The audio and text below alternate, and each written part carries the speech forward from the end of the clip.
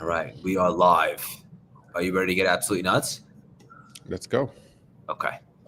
On today's Super episode, grounded in my process. it's perfect.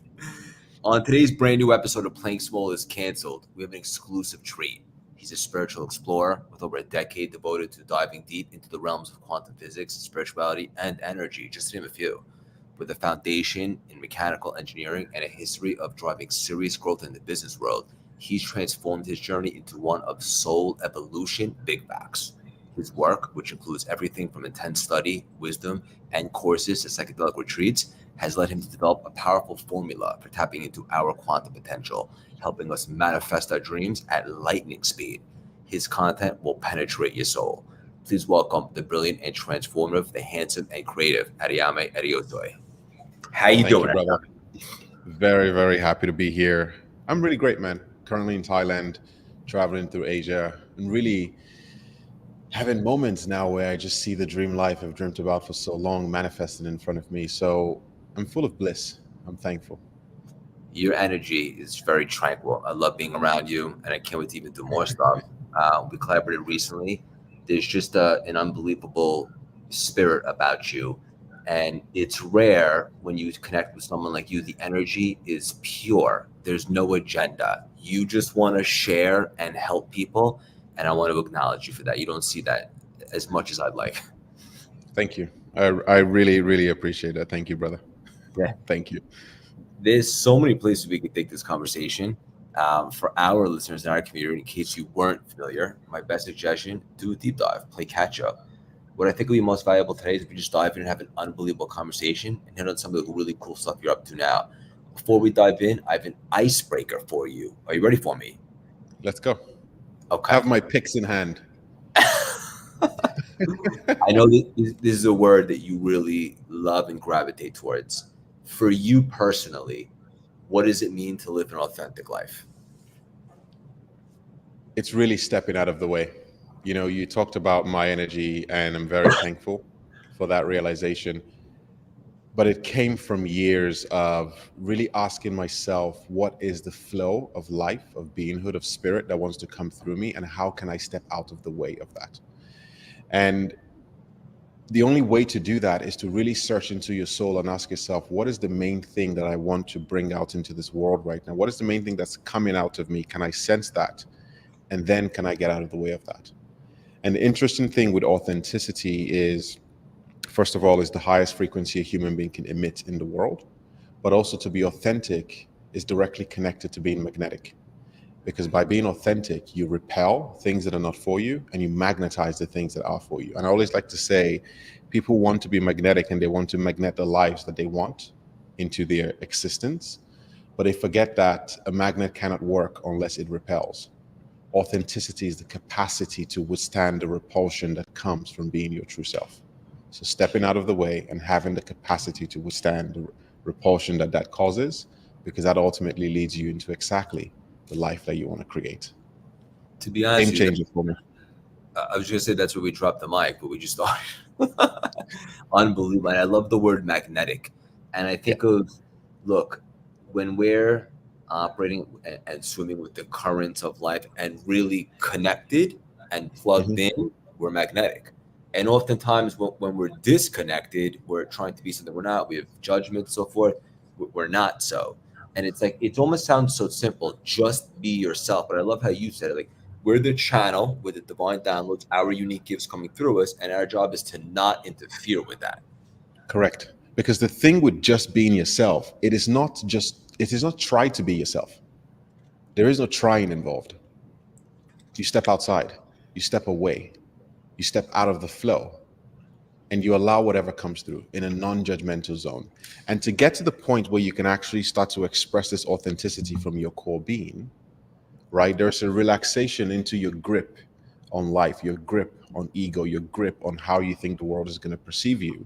Because until you loosen that grip, it is very difficult for you to step into the world of flow, because flow is the opposite of control, right? So yes, it's one of those things where you cannot try to be authentic.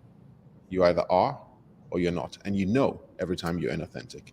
Even in the micro conversations where you go, huh, I'm a little bit off right now. Something doesn't sit fully right. You're probably being inauthentic.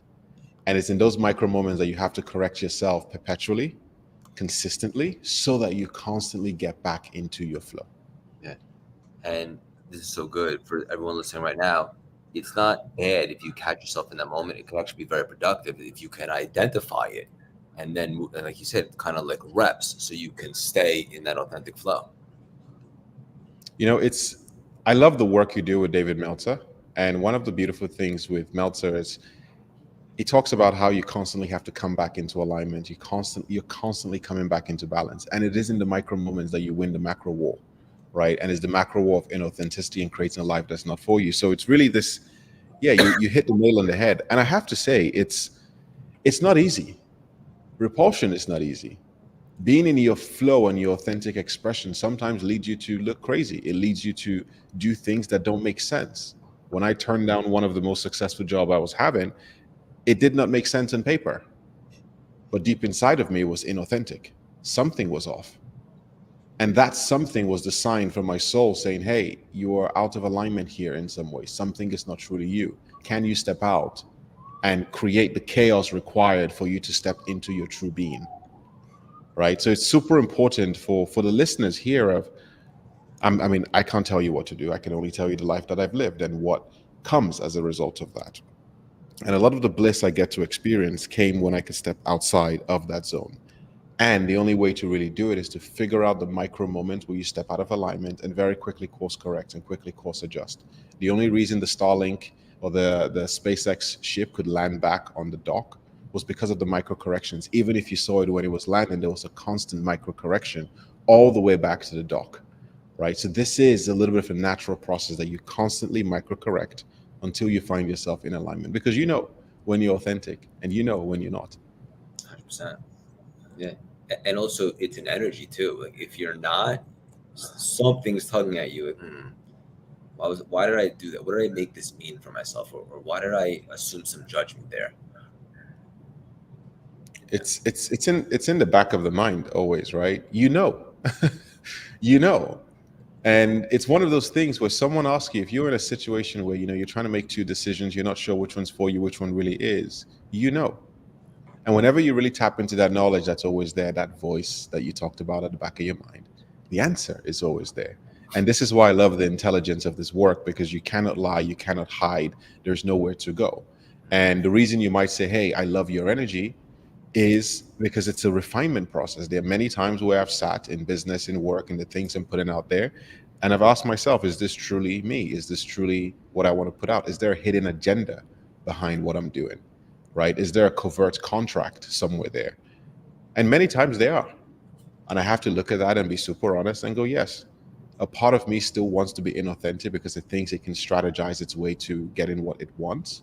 But I know now that there is no strategy into getting what you want. Yes, you can have strategy in the business world, but oftentimes you find that the biggest quantum leaps you take come as a result of micro actions that you don't even realize, micro moments, certain things where you follow your gut and you run into the person who invests in your business. Next thing you know, you're taking off. And that has happened to me countless times across my life because I've simply asked myself, is this me or is it not? So everyone knows. And I really believe that everyone has access into this part of their being. It's there. You just got to ask yourself, is this truly me or is it not? And if it's not, then you have to have the courage to make the decision, even though it might cause some temporary chaos in your life, because it is that chaos that becomes the segue into the reality you want to experience. Almost like a portal to expansion. And I think it's so powerful to have that question as a tool in your repertoire in any given moment. Like, is there an agenda here? And Correct. oftentimes, if anyone's listening right now, like, well, how do you know deep down if there's an agenda? When you're sharing or doing things with an agenda, it becomes a little heavy, right? You get a little bit tired. When you're sharing or when you're doing stuff in the correct conscious where there is no agenda and you're looking to just share, reveal light, you could do it all day. You're never really tired. And so Correct. those are some things to look forward to. And if you're just looking for some sort of condition, look, we're all having a human experience, so it's something to look out for. But those are some good indicators on how you can be maybe a little bit more calculated moving forward and determine if it is the right consciousness or maybe there is an agenda. And it's also expectation, right? When you have an agenda, you're looking at the end. When you don't have an agenda, you're in the present. When you're in the present, you have access into all that is at every given point. So I love that. It's have that tool. The tool is always accessible. It's super easy, but man, does it calibrate a lot of things for you. What's so cool is another thing that you talk about, and these are the same, is authenticity is also the key to really effective leadership, right? And so being authentic is always a good thing. And a lot of people probably didn't realize the ripple effect that it has in the business world as well in regards to leadership, I imagine. You know, I work with a lot of men who are leaders in their field and they're relatively successful, let's say. And in one of the sessions, I have this all the time where you see a man come in. Typically, I work with men. Yes, there are women here and there.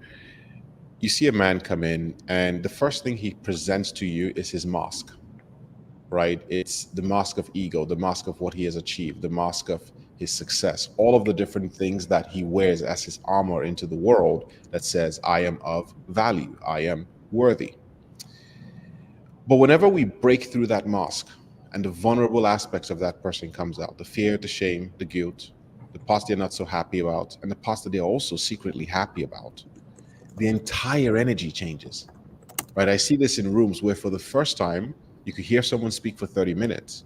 And as soon as they crack into authenticity, where they just drop the mask, everybody feels them. And I'm of the opinion, right, that the best leaders lead in a way where people can feel their energy, they can feel their vision, they're enthusiastic, they're charismatic, they're pure. And because of that, it's extremely important to tap into that frequency of authenticity, which actually is also on the same coin as vulnerability. Drop the mask, show up. Why? Because then people can feel you. And I like to put it this way, it's almost like seeing a dangerous animal, right? If you had a snake coming at you, you want to know that you want to know where the fangs of the snake are. The reason you want to know is because just knowing where the fangs of the snake are gives you safety. It gives you the understanding that, hey, there's one part that's dangerous, but if I touch the tail, it's safe. You have a different level of comfort with that. If that same snake did not have its fangs visible for you, in other words, the mask, the things it's hiding, the vulnerable parts, the shame, the guilt, whatever that is, you can't trust that animal, right? There is no option for you around. And as a leader, when you allow yourself to step into your truth, you give people the opportunity to feel you, to see your edge, to see your boundaries, to see your fear. And as a result of that, what happens is those people's nervous systems calm down around you. And when their nervous system calms down around you, now they can give you from the best of themselves rather than giving you from a state of sympathetic nervous system activation, which is fight or flight. So, in other words, the reason this is so important is because this is how people feel and connect to you. And if you're a leader, especially when you're leading smaller companies, let's say company under 30, 40 people, right? At that point, the reason people come to you and follow you is based off of your energy, based off of your vision, based off of how safe you can make them feel in that space. And I think we're entering a space in the world now where the leaders who have the capacity to do this unashamedly are going to attract the best staff. Because people now, in a world where a lot of people are wearing masks, people crave authentic connection. They crave connection, but authentic connection. And if you can become that bridge that shows up as yourself, all of a sudden, man, people can trust you. They really can trust you. Even when things are not particularly rosy, they know they can trust you. And I think trust is fundamentally important because as a leader, you are essentially getting people to trade their lives, their visions for yours in many ways, right? People need to trust that you can take them to where they want to go. And they need to trust that you'll be honest, even if you can't. Aren't the conversations so much better, so much deeper when there's an authentic connection there? You can actually go under the hood, no judgment. It's powerful. It's a mystical like relationship. It's the best. And I love the saying that business is spiritual. This is how I view my business. This is how I view my life now, right? When I'm interacting with a client, when I'm interacting with a person, am I self-focused or am I focused on them, right? Am I focused on getting, which in many ways is inauthentic, or am I focused on creating connection, creating vulnerability? And if I create vulnerability, I have to be careful not to use that to my advantage. because then that's manipulation. So yes, you get into this places of depth with clients, with the people you lead, but also it's now your responsibility to have a value system that's set up in a way that serves life. And serving life means serving your people, serving the client, serving yourself. But you have to serve life from this authentic state. So yeah, man, it's I just wish people can feel the breath of fresh air that it brings, right? Step into your truth, step into your power. Allow yourself fail, allow yourself not have everything figured out, allow yourself to play with no end goal. And then you get into this frequency where now you start to enjoy your life and the video game that life is, and you can play the game rather than constantly looking for some kind of outcome. It's a beautiful, beautiful angle you took this. The most beautiful. And it's so interesting that from that consciousness, that's where all the divine downloads come that change everything. The right idea, the right relation that sets you on a whole new path. And you can't get that divine download if you're being inauthentic.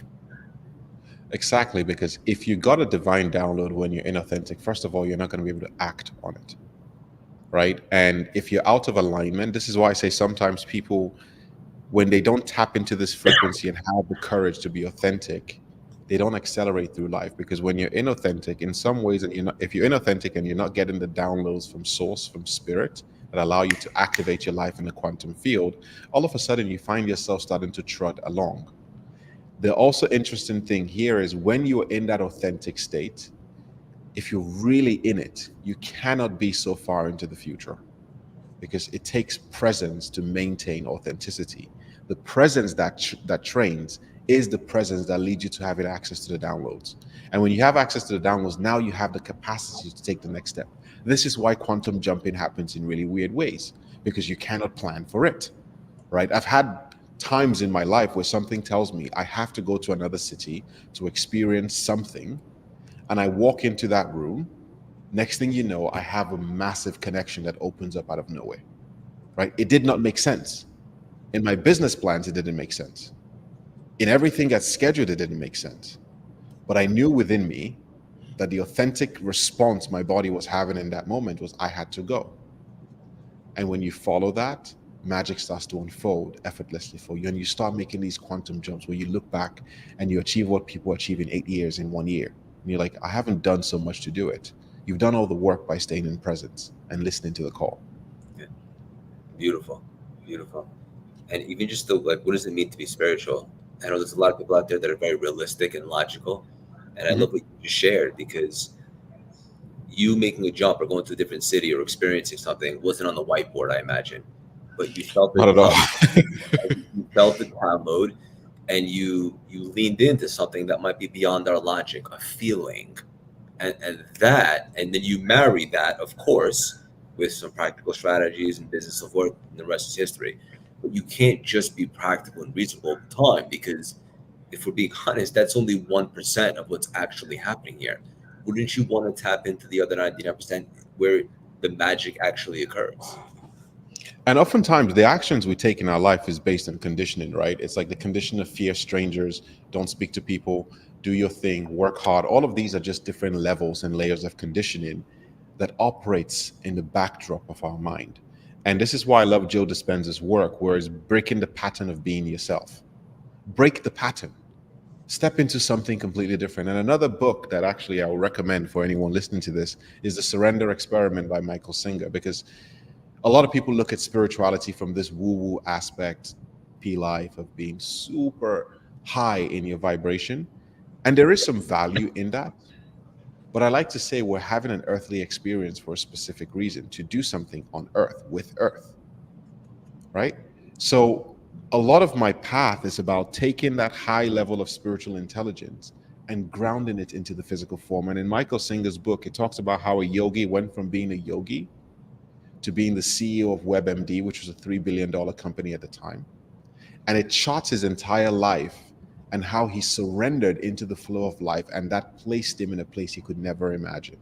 He broke the pattern of being himself, right? Things you can imagine right now and the actions you're taking are based upon the constructs and the paradigm of the things you have learned and the conditioning that has brought you to this particular point in your life. If you want to accelerate, you have to step into a new room. You have to step into a new paradigm. You have to operate from a completely different set of beliefs and values. And in some ways, you have to be delusional.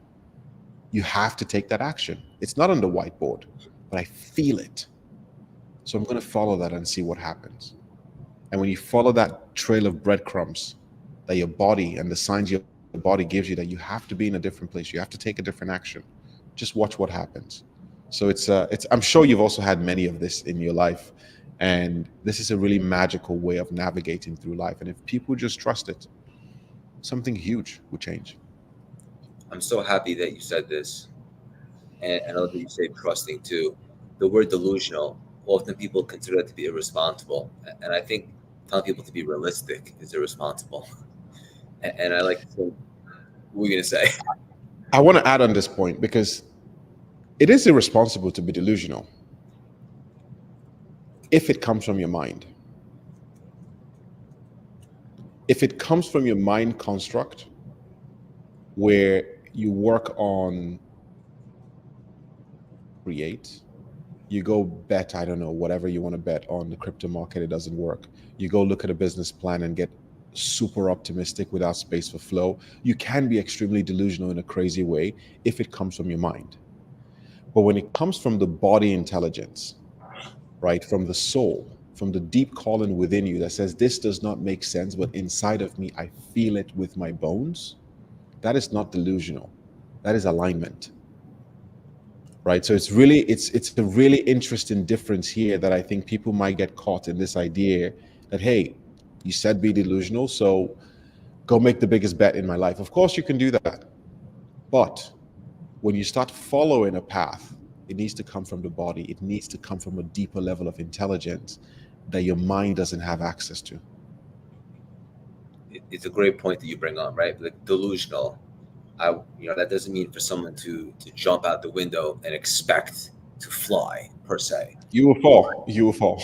Right? That's just gravity. But there are universal laws as well that you can't necessarily understand by just reading a textbook, right? Like quantum physics and energy and vibration and the way that you respond to things. And if you can begin to subscribe to that, which might encourage you to be a little delusional in the beginning, I mean, you'll tap into something totally different. And I love the analogy you said. If you want to expand, you have to go into a new room or change the paradigm because the current consciousness that got you here isn't the same consciousness that can necessarily take you there. So you have to be open to expanding to new levels. Yet expansion means fear for a lot of people. Because when you start expanding, what are you doing? You're stepping into a new room. What is really happening when you step into the new room? The first thing that's going to happen is your nervous system will feel off. Uncomfortable. You feel out of place. You feel uncomfortable. And in that uncomfortability, your nervous system and your body starts to show you all of the ways you've capped yourself at the previous level and all of the fears you have on this level. Stay in the fear. Stay in the soup. Feel that. Because what's happening is that's a purging process that's releasing and opening access to a certain level of consciousness. And at some point you would take another jump and another one would open, right? So this path, it's not really just face your fears, put yourself in situations that highlight the programs and the paradigm that have kept you stuck. But you also have to give your nervous system time to calibrate at these levels. And we don't have to get into the science of all of this, but there's a lot of science that goes even in things like the energetic production of the mitochondria and how much energy releases when you step into coherence.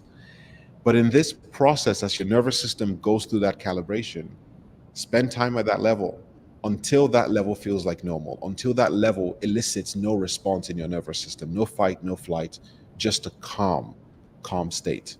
When you get to that point, you arrive at that level.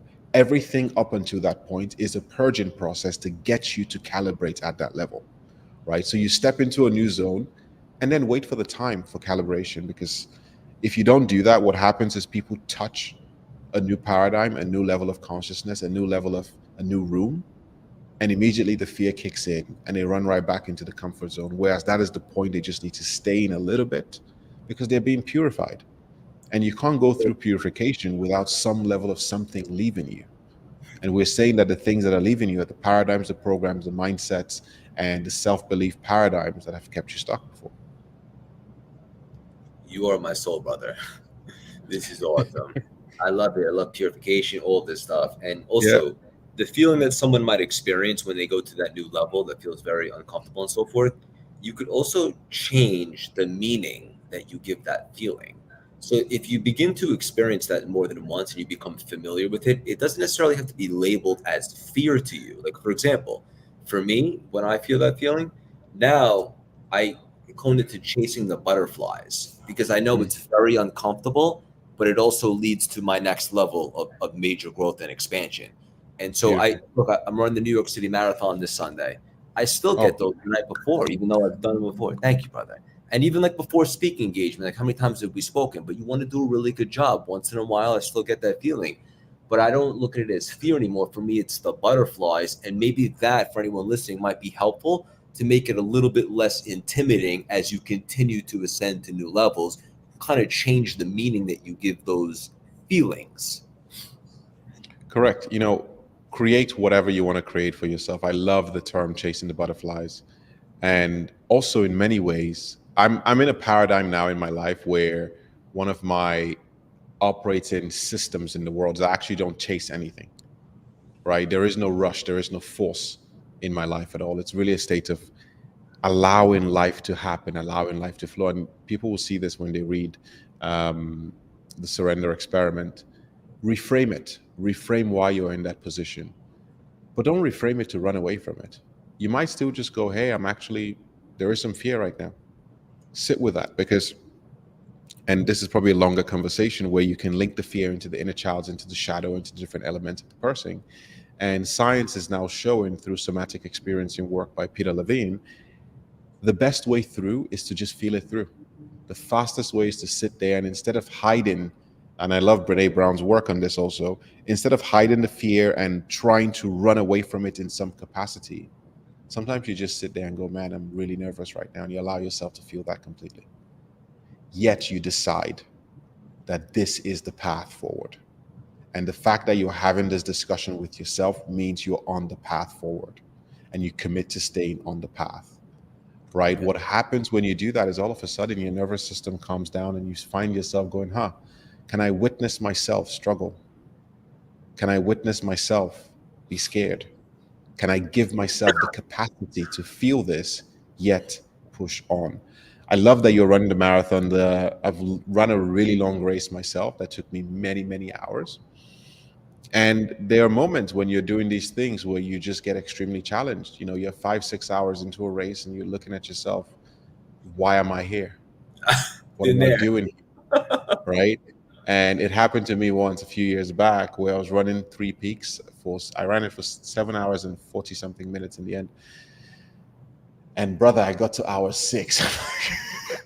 I started at 1 o'clock. It's 7 o'clock right now. What am I doing here? And in that moment, all of the fears, all of the things came up because it's a one-way path. You don't know where you're going to go. And you have to sit there and go, yes, I feel all of this. I allow myself to have this, yet one foot in front of the other. There's only one way out, right? And this for me is where you start to bridge that ability to penetrate life, ability to stand your ground, and the connection and the space to witness yourself struggle, yet tolerate a higher level of operation from yourself. Beautiful. Beautiful. So good, brother.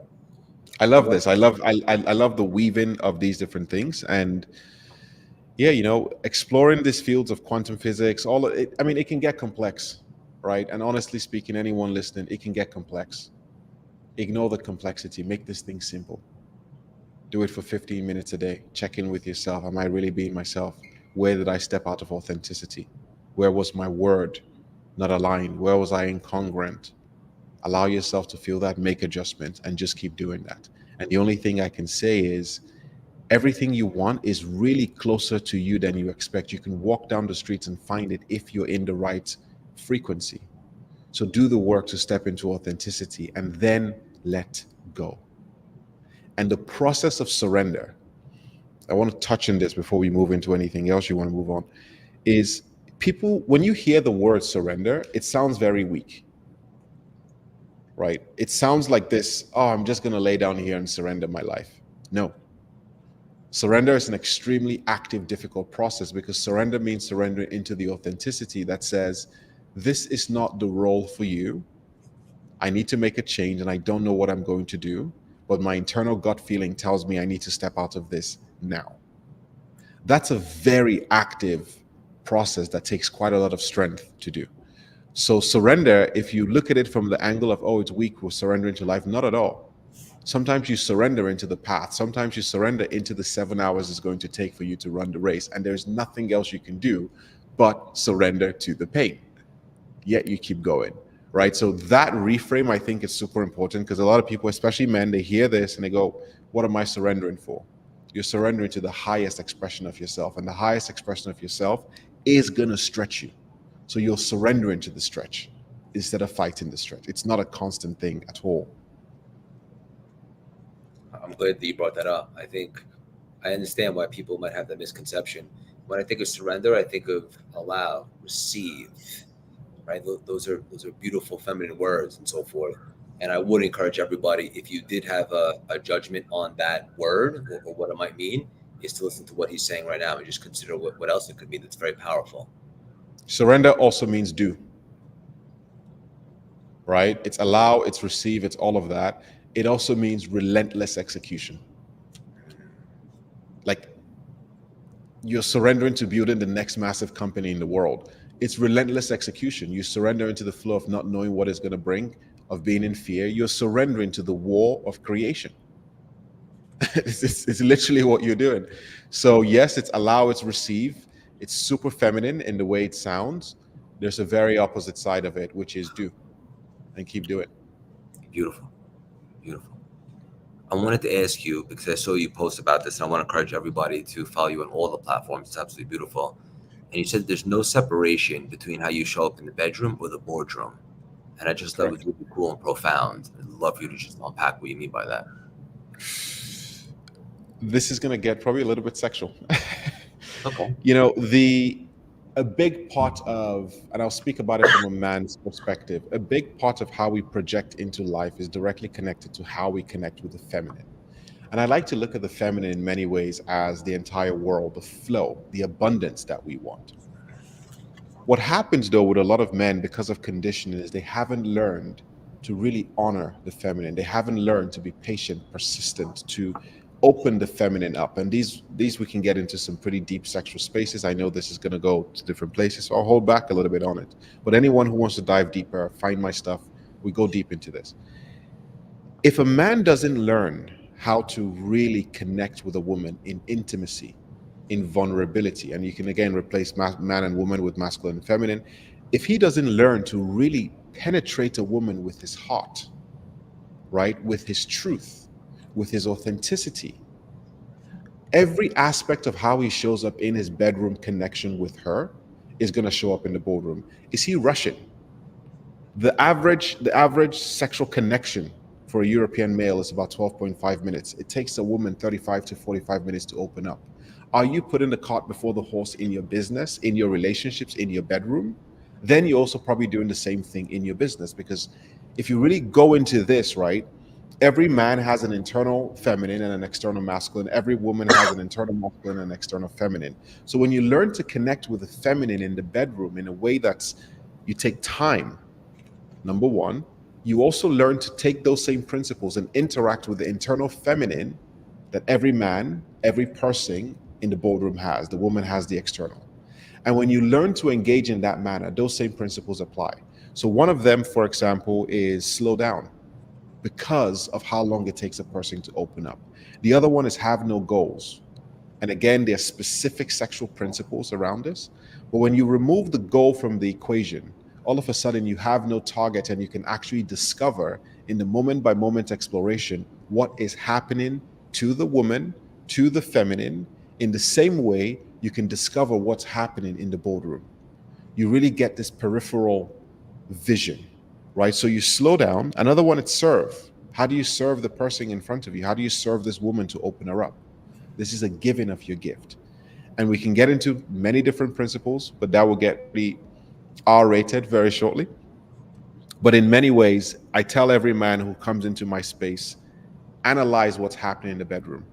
If you're inauthentic in your connection, you will find those same principles showing up, especially when the stakes get high in large business deals. But when you practice truth, authenticity, slowing down, having no goals, being present in the moment by moment interaction, and really asking yourself, how can I help this person achieve heightened states of bliss? That translates into the boardroom directly. And you end up sitting across your people and you beam a certain level of charisma, you beam a certain level of energy, you beam a certain level of trust, where for the first time, the person sitting in front of you goes, I can feel you. And compared to all of your competitors who are coming at me with a mental agenda of having a goal, I can feel that you are actually here and present with me. And as a result of that, your likelihood to close the deals, to move forward, to get people to trust you skyrockets, right? And it's an interesting connection I see all the time. Sometimes I just work with a man and say, hey, let's fix a few things in the bedroom. Let's change how you show up here and how you show up there. Next thing you know, the rest of their business starts to thrive.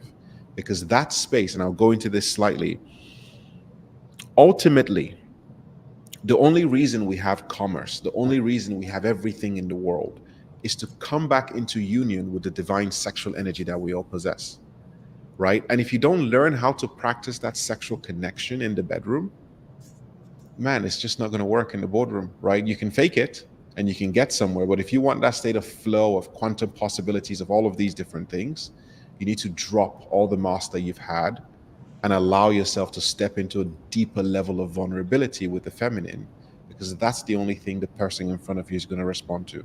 And I promise you, it makes the game so easy, because 99% of people don't do it. 99% of people have an agenda, they're rushing, they have a goal, and you feel that in the sales interaction. You feel that this person isn't there for you. So they close less deals.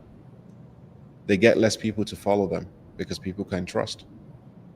And this is that mechanism. So I hope that explains your point. I don't want to go too I think it's beautiful. R-rated, but there are many levels into it. I love it. Maybe we'll continue that conversation on a different platform. But I also Totally. say everything in the world is a manifestation of sexual energy. Absolutely. Absolutely. And if you just tie into that, right, literally everything is this first, second, third, fourth order derivative, even all the different levels of machination of the world. It's all to get back into some level of power, some level of recognition, which boosts your sexual chances and da da da da da.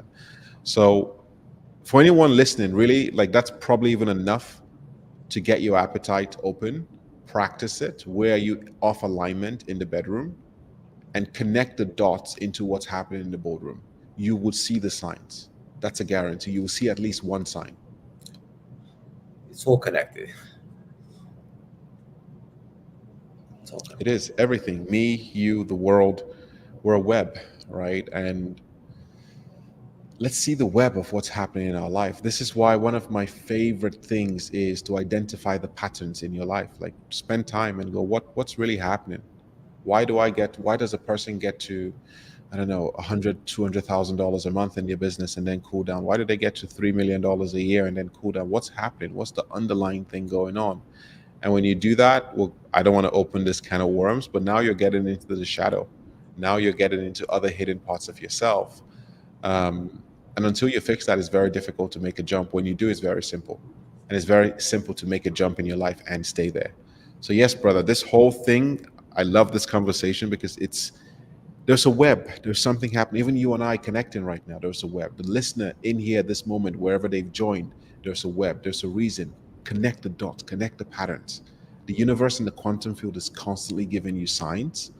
It shows up in the bedroom, it shows up in the boardroom, it shows up in the traffic stop, it shows up in many different places. The question, though, is can you be present enough to notice what's really going on? Because everything you're doing is making a statement about the life you want to create. So what statement are you constantly making with your actions, with how you spend, with how you share, with everything? What statement is that? Beautiful. I love it. Before we land the plane, I wanted to ask you, can you tell us a little bit about Reborn, your new program, which sounds awesome? Reborn is thank you. It's a beautiful program that I'm running right now, and it's a 90-day activation program. One of the reasons why I love this is when you think about the spiritual realm and what you see in people who want to manifest and go on the quantum space and create all of the things they want in their life. A lot of people make some progress in that creation, but they end up cooling down. Something ends up breaking.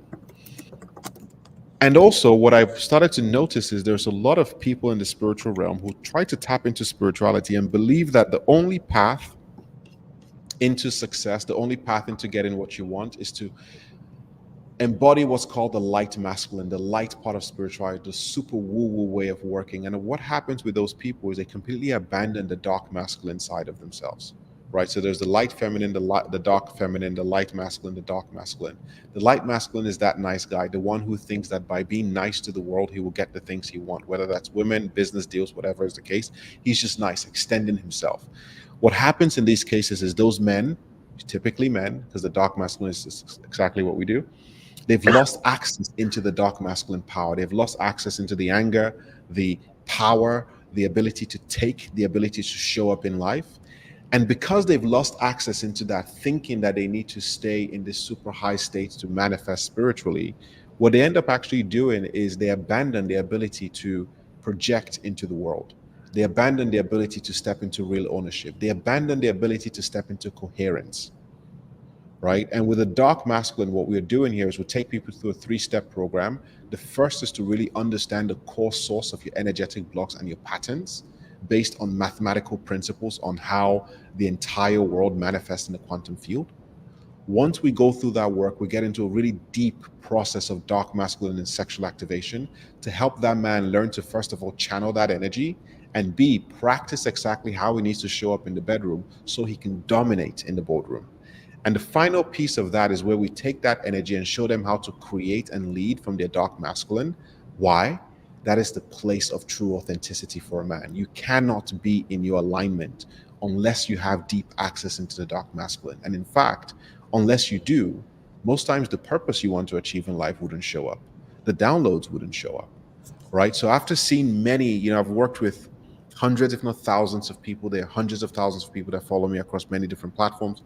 And I noticed this pattern that some of the most successful men who want to go to that next step, they don't know how because they think they need to abandon, in some ways, the parts of them that got them there. And what we do with the dark masculine is we actually help them deepen that. Because by deepening that, they increase their capacity to hold more light and to entirely project into the world. I've never seen anything like this. The people in the program right now, it's a beautiful one, and we're going to run one again later on in the year. So if anyone's watching this and you're interested, reach out. It's called Reborn. It's an absolute 90-day catalyst for any man there who wants to take his life to the next level. We'll put all that stuff in the show notes. Brother, before we have a little fun and do a little trivia, 1 or 2 word answers, I just want to thank you so much for your unbelievable energy and resonance today. This is so powerful, and it's just an awesome conversation. I love going deep with you, and I can't wait to do some more stuff. Thank you. Thank you, brother. It's amazing. Let's keep exploring, and let's keep doing a few things together. There are many conversations I want to have, and also to spin the roles a little bit and get into more of your story. I would love to. Okay. Before we land, we'll have a little fun. 1 or 2 word answers, rapid fire. Are you ready for me? Let's go. Favorite movie? Favorite movie, The Godfather. Which one? 2. Okay. Actually 3. The Godfather is just, I've watched that movie so many times, man. And every single time it plays out, it's just, I gain something every time. I love it. Okay. Favorite workout? Ooh, that's changing right now. I spent a lot of years doing weightlifting, and now I'm getting actually deep into yoga, and Muay Thai is going to start again. But actually, it's running. To be honest with you, as much as I've tried many different things, nothing like a good hour, 2-hour run. It's running for sure. The best. You might have answered this, but maybe not. Your favorite book? Ooh, favorite book. Okay, that's an interesting one.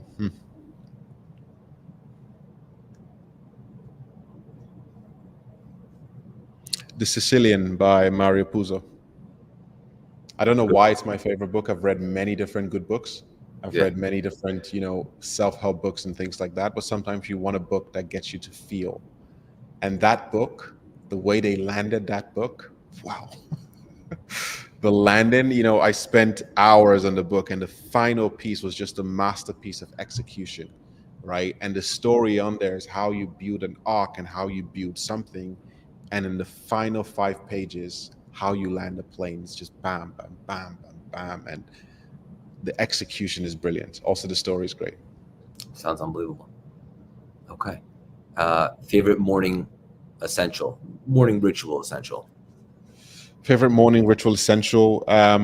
Honestly speaking, it's probably magnesium L-threonate, right? I like to get my brain working and stimulated. Routines has been off since I've been traveling a little bit, but that is one thing that constantly anchors me into my day, is to just get the brain working with magnesium, because a lot of people are deficient in magnesium, and L-threonate specifically just does something to my brain every morning. Okay. And straight off the cuff, last one. What's something you're manifesting, creating, or calling in 2025? A lot more freedom in my business, a lot more space, right? And in many ways, the core thing is play, because I created many things in my life, and also now a business that's starting to really thrive. Yet there's a part of me that just loves to travel. There's a part of me that, wants to spend 3 months in Colombia learning to salsa dance. There's the part of me that still has my saxophone, which I want to get into. There's the part of me that wants to spend a month in India diving deep with some master guru in his work, right? So I have a very almost insatiable appetite for learning, for exploration. And that concept and element of play is one thing that's central, but the business and the life has to be designed in a way that allows for that, right? And I'm lucky that I'm in a field where all of these explorations fit into business. Um, play for sure. Beautiful. I know it went a little over today, but this is unbelievable. Hang out for 1 second. We'll take you after. Brother, I can personally guarantee that your best is yet to come. Thank you so much for stopping by today and dropping these priceless, juicy nuggets. Thank you, brother. Thank you.